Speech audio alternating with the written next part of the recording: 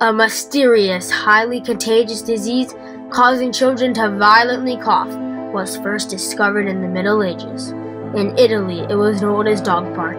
In England, Schinnerkin cough, and in China, the 100-day cough, and it spread without warning. Within America, it became known as the whooping cough for its distinct sound, and in the 1930s, it killed more infants in the United States than polio, measles, and tuberculosis combined.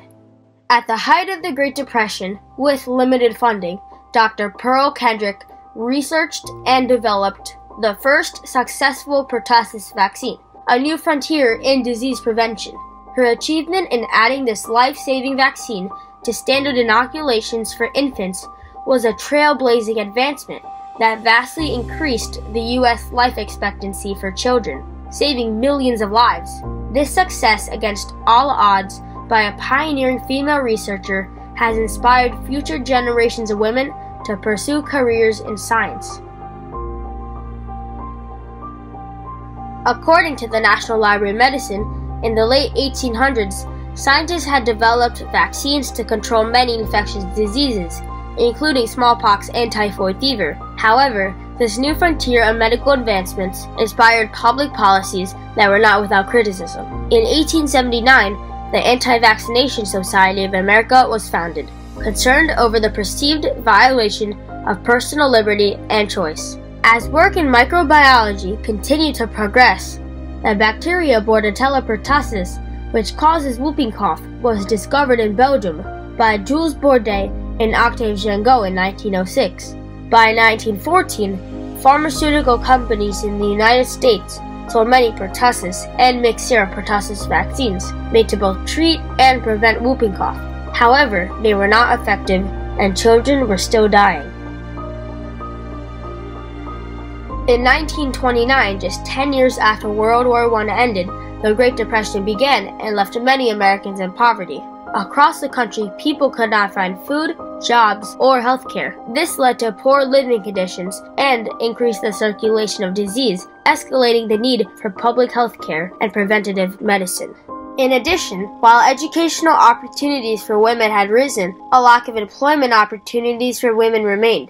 Public health was one of the few scientific areas that had begun to seek out educated women, as it was considered mindless rote work and paid less. Pearl Kendrick, a newly graduated female bacteriologist, took a position working at the Michigan Department of Health Laboratory as a branch chief, determined to make a difference on this frontier for disease prevention. In the 1930s, whooping cough was one of the most serious diseases of young children, killing approximately 6,000 children per year in the United States alone. Kendrick, a survivor of whooping cough as a child, was steadfast in her desire to stop the disease. However, she struggled to acquire funding to research vaccine development. With help from her colleague Grace Eldering and volunteers, they began working on their own time collecting specimens of Bordetella pertussis. Now this was at the time of the Great Depression in the early 1930s, and we learned about the Depression as we learned about whooping cough, and we had a watchword after a while. It was around to the back and up the stair. And many of these families were very poor, with the fathers out of work, and we collected our specimens by the light of kerosene lamps. We'd find a whole family of whooping, coughing, vomiting, strangling children. And the idea was to open this plate of red medium with the blood in it and let the child cough so the spray fell on the medium. Kendrick and Eldering started running tests. 1,592 kids were involved and 712 kids received the vaccine, while another 880 served as controls. I felt scared to death, Kendrick admitted. The trial was successful. Of the group that got vaccinated, only 4 mild cases were reported. Due to previous disappointments with earlier pertussis vaccines, the medical establishment was skeptical of the results. The esteemed male epidemiologist Wade Hampton Frost doubted the validity of the trial, stating, "The odds are strongly against Miss Kendrick's experiment being sound." On the heels of the Great Depression, President Roosevelt enacted the New Deal in 1933, which consisted of programs like the Works Progress Administration, or WPA, a project to help stabilize the economy. This legislation would prove to be necessary to many Americans, including medical researchers like Pearl Kendrick.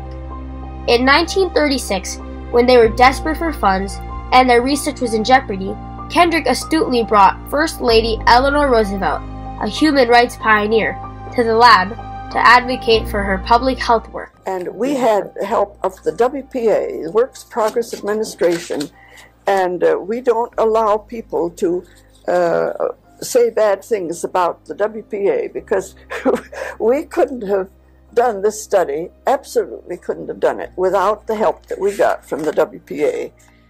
In 1939, after securing the funding, Kendrick once again showed her pioneering spirit by assembling a diverse team of researchers.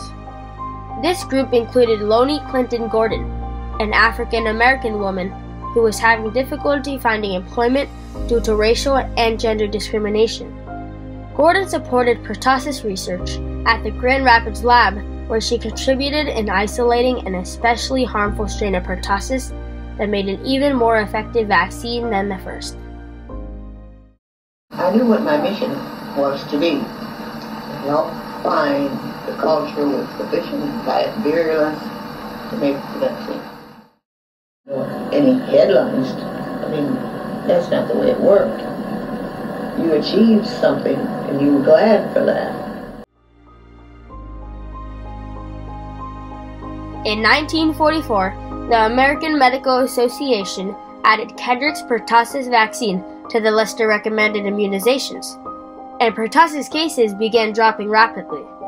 In 1948, the United States combined 3 vaccines into the DPT vaccine, which protected against diphtheria, pertussis, and tetanus.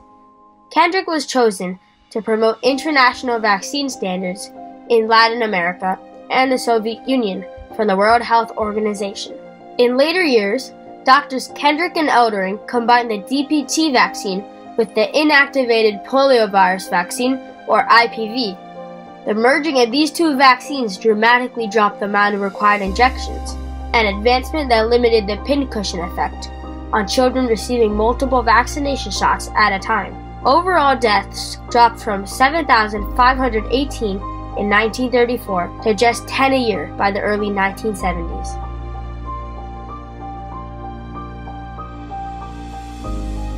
Anti-vaccination sentiment faded throughout the Great Depression, but never fully disappeared as there was controversy over the safety of the pertussis vaccine. Despite the development of life-saving vaccines today, there is a small but growing backlash against childhood vaccinations, including pertussis.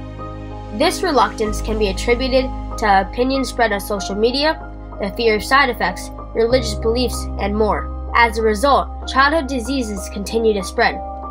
Reported cases of pertussis in the U.S. have more than doubled already in this century, from 7,867 in 2000 to 18,617 and 7 deaths in 2019. Recently, there was a whooping cough outbreak in New York, resulting in 12 cases. We have a health alert for you this morning. Rockland County officials now say there are 12 cases of whooping cough in the county. News 12 is told 9 kids are under the age of 5. The rest are between 5 and 10 years old. Only one of the children, we're told, has a record of being vaccinated. Shying from the public eye, Kendrick never sought credit for her pioneering vaccine work. Nevertheless, she and her team proved that women could research and develop successful vaccines. In 2017, the percentage of women in STEM grew to 27% due to increasing education and employment opportunities for female scientists.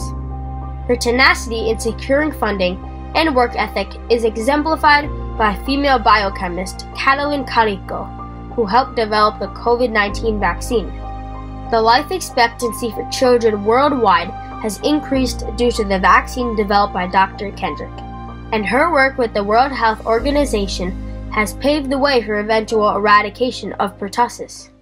After Kendrick's death in 1980, a tribute written to her said, quote, "A life saved by prevention cannot even be identified. Who are the men and women living today who would be dead from whooping cough had it not been for Pearl Kendrick's vaccine?"